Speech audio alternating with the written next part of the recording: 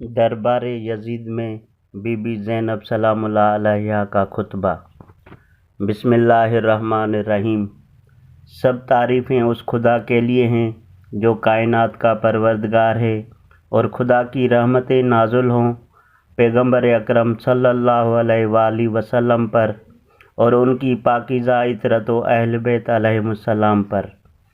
اما بعد، بالآخر ان لوگوں کا انجام برا ہے جنہوں نے اپنے دامن حیات کو برائیوں کی سیاہی سے داغدار کر کے اپنے خدا کی آیات کی تکذیب کی اور آیات پروردگار کا مذاق اڑایا۔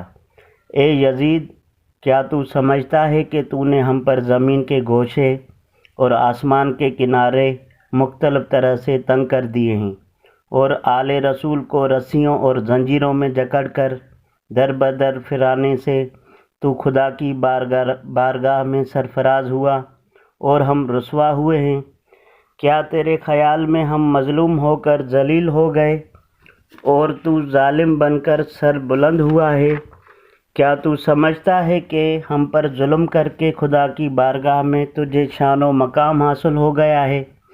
آج تو اپنی ظاہری فتح کی خوشی میں سرمست ہے، مسرت و شادمانی سے سرشار ہو کر اپنے غالب ہونے پر اترا رہا ہے، اور زمامداری خلافت کے ہمارے مسلمہ حقوق کو غصب کر کے خوشی و سرور کا جشن منانے میں مشغول ہے۔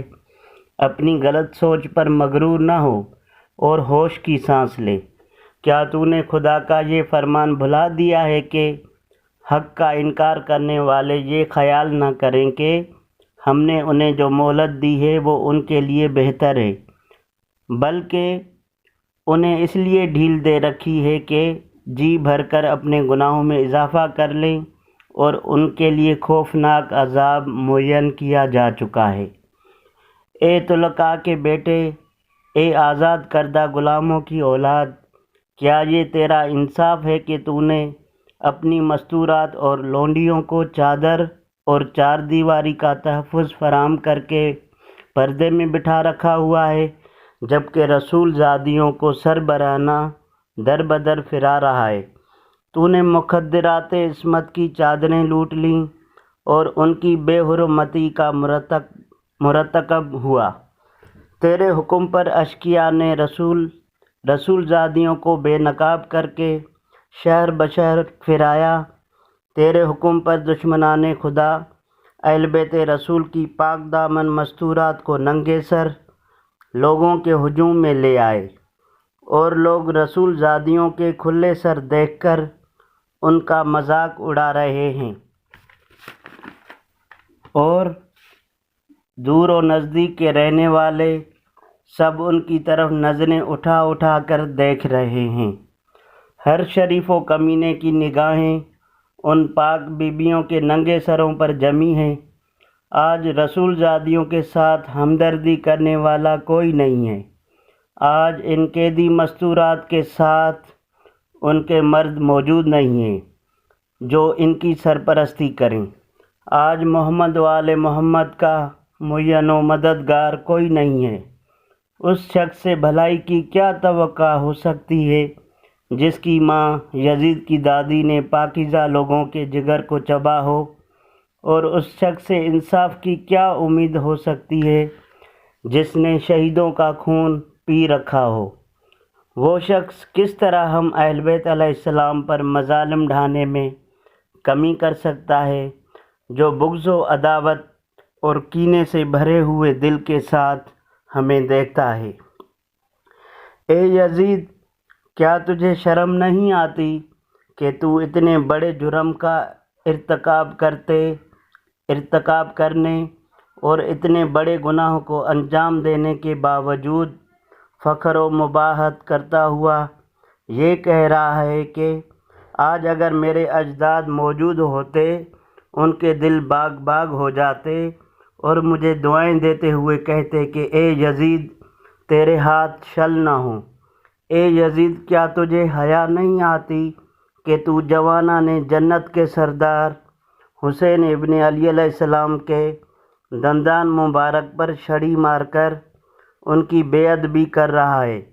اے یزید، تو کیوں خوش نہ ہو اور فخر و مباحت کے قصیدے نہ پڑھے، کیونکہ تو نے اپنے ظلم و استبداد کے ذریعے فرزند رسول خدا اور عبد المطلب کے خاندانی ستاروں کا خون بہا کر ہمارے دلوں کے زخموں کو گہرا کر دیا ہے، اور شجرہ طیبہ کی جڑیں کاٹنے کے گھناونے جرم کا مرتکب ہوا ہے۔ تو نے اولاد رسول کے خون میں اپنے ہاتھ رنگین کیے ہیں۔ تو نے عبد المطلب کے خاندان کے ان نوجوانوں کو تہ تیگ کیا ہے جن کی عظمت و کردار کے درخشندہ ستارے زمین کے گوشے گوشے کو منور کیے ہوئے ہیں۔ آج تو آل رسول کو قتل کر کے اپنے بدنہاد برے اسلاف کو پکار کر انہیں اپنی فتح کے گیت سنانے میں منہمک ہے۔ تو سمجھتا ہے کہ وہ تیری آواز سن رہے ہیں۔ جلدی نہ کر، عنقریب تو بھی اپنے ان کافر بزرگوں کے ساتھ جا ملے گا، اور اس وقت اپنی گفتار و کردار پر پشیمان ہو کر یہ آرزو کرے گا کہ کاش میرے ہاتھ شل ہو جاتے اور میری زبان بولنے سے عاجز ہوتی، اور میں نے جو کچھ کیا اور کہا اس سے باز رہتا۔ اے ہمارے پروردگار، تو ہمارا حق ان ظالموں سے ہمیں دلا دے، اور تو ہمارے حق کا بدلہ ان سے لے۔ اے پروردگار، تو ہی ان ستم گروں سے ہمارا انتقام لے، اور اے خدا، تو ہی ان پر اپنا غضب نازل فرما، جس نے ہمارے عزیزوں کو خون میں نہلایا اور ہمارے مددگاروں کو تہ تیگ کر دیا۔ اے یزید، خدا کی قسم، تو نے جو ظلم کیا ہے یہ اپنے ساتھ ظلم کیا ہے۔ تو نے کسی کی نہیں بلکہ اپنی ہی کھال چاک کی ہے، اور تو نے کسی کا نہیں بلکہ اپنا ہی گوشت کاٹا ہے۔ تو رسول خدا کے سامنے ایک مجرم کی صورت میں لایا جائے گا، اور تجھ سے تیرے اس گھناونے جرم کی باز پرس ہوگی کہ تو نے اولاد رسول کا خون ناحق کیوں بہایا اور رسول زادیوں کو کیوں در بدر پھرایا، نیز رسول کے جگر پاروں کے ساتھ ظلم کیوں روا رکھا۔ اے یزید، یاد رکھ کہ خدا آل رسول کا تجھ سے انتقام لے کر ان مظلوموں کا حق انہیں دلائے گا، اور انہیں امن و سکون کی نعمت سے مالا مال کر دے گا۔ خدا کا فرمان ہے کہ تم گمان نہ کرو کہ جو لوگ راہ خدا میں مارے گئے وہ مر چکے ہیں، بلکہ وہ ہمیشہ کی زندگی پا گئے اور بارگاہ الہی سے روزی پا رہے ہیں۔ اے یزید، یاد رکھ، تو نے جو ظلم آل محمد پر ڈھائے ہیں اس پر رسول خدا عدالت الہی میں تیرے خلاف شکایت کریں گے، اور جبرائیل امین آل رسول کی گواہی دیں گے۔ پھر خدا اپنے عدل و انصاف کے ذریعہ تجھے سخت عذاب میں مبتلا کر دے گا، اور یہی بات تیرے برے انجام کے لیے کافی ہے۔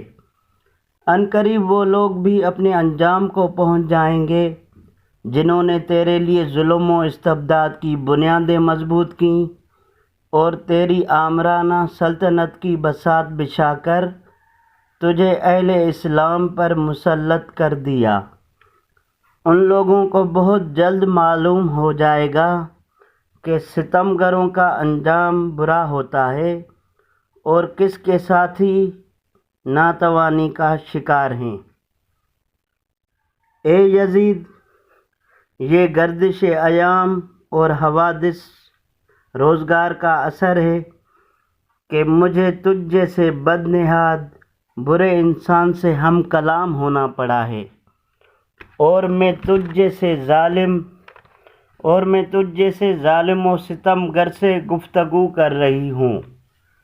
لیکن یاد رکھ، میری نظر میں تو ایک نہایت پست اور گھٹیا شخص ہے، جس سے کلام کرنا بھی شریفوں کی توہین ہے۔ میری اس جرات سخن پر تو مجھے اپنے ستم کا نشانہ ہی کیوں نہ بنا دے، لیکن میں ایسے ایک عظیم امتحان اور آزمائش سمجھتے ہوئے صبر و استقامت اختیار کروں گی، اور تیری بد کلامی و بد سلوکی میرے عزم و استقامت پر اثر انداز نہیں ہو سکتی۔ اے یزید، آج ہماری آنکھیں اشک بار ہیں اور سینوں میں آتش غم کے شعلے بھڑک رہے ہیں۔ افسوس تو اس بات پر ہے کہ شیطان کے ہمنوا اور بدنام لوگوں نے رحمان کے سپاہیوں اور پاک باز لوگوں کو تہ تیگ کر ڈالا ہے، اور ابھی تک اس شیطانی ٹولے کے ہاتھوں سے ہمارے پاک خون کے قطرے ٹپک رہے ہیں۔ ان کے ناپاک دہن ہمارا گوشت چبانے میں مصروف ہیں، اور صحرا کے بھیڑیے ان پاک باز شہیدوں کی مظلوم لاشوں کے ارد گرد گھوم رہے ہیں، اور جنگل کے نجس درندے ان پاکیزہ جسموں کی بے حرمتی کر رہے ہیں۔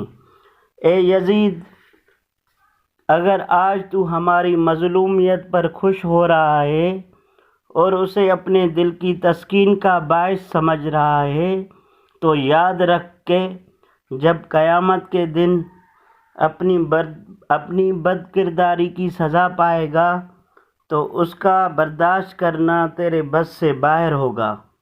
خدا عادل ہے اور وہ اپنے بندوں پر ظلم نہیں کرتا۔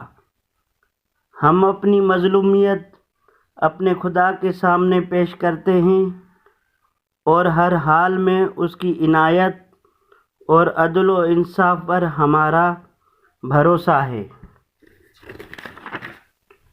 اے یزید، تو جتنا چاہے مکر و فریب کر لے اور بھرپور کوشش کر کے دیکھ لے، مگر تجھے معلوم ہونا چاہیے کہ تو نہ تو ہماری یاد لوگوں کے دلوں سے مٹا سکتا ہے، اور نہ ہی وحی الہی کے پاکیزہ آثار محو کر سکتا ہے۔ تو یہ خیال خام اپنے دل سے نکال دے کہ ظاہر سازی کے ذریعے ہماری شان و منزلت کو پالے گا۔ تو نے جس گھناونے جرم کا ارتکاب کیا ہے، اس کا بدنما داغ اپنے دامن سے نہیں دھو پائے گا۔ تیرا نظریہ نہایت کمزور اور گھٹیا ہے۔ تیری حکومت میں گنتی کے چند دن باقی ہیں، تیرے سب ساتھی تیرا ساتھ چھوڑ جائیں گے۔ تیرے پاس اس دن کی حسرت و پریشانی کے سوا کچھ بھی نہیں بچے گا، جب منادی ندا کرے گا کہ ظالم و ستمگر لوگوں کے لیے خدا کی لعنت ہے۔ ہم خدا قدوس کی بارگاہ میں سپاس گزار ہیں کہ ہمارے خاندان کے پہلے فرد حضرت محمد مصطفیٰ صلی اللہ علیہ وآلہ وسلم کو سعادت و مغفرت سے بہرامند فرمایا، اور امام حسین علیہ السلام کو شہادت و رحمت کی نعمتوں سے نوازا۔ ہم بارگاہ ایزدی میں دعا کرتے ہیں کہ وہ ہمارے شہیدوں کے ثواب و اجر میں اضافہ و تکمیل فرمائے، اور ہم باقی سب افراد کو اپنی عنایتوں سے نوازے۔ بے شک خدا ہی رحم و رحمت کرنے والا اور حقیقی معنوں میں مہربان ہے۔ خدا کی عنایتوں کے سوا ہمیں کچھ مطلوب نہیں، اور ہمیں صرف اور صرف اس کی ذات پر بھروسہ ہے، اس لیے کہ اس سے بہتر کوئی سہارا نہیں ہے۔ والسلام علیکم ورحمۃ اللہ وبرکاتہ۔